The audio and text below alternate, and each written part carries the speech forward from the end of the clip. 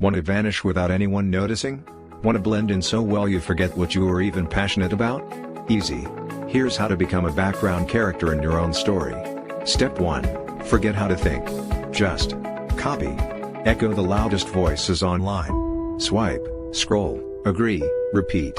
Never pause to ask, do I believe this? And if someone challenges you?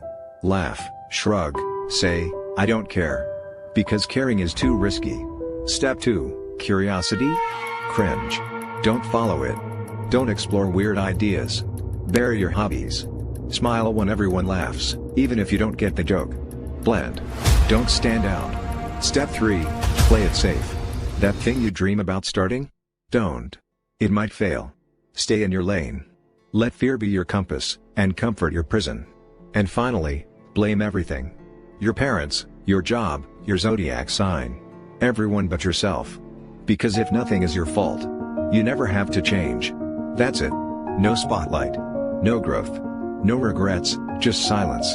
But if that idea stings, even a little, maybe there's still something inside you that refuses to disappear.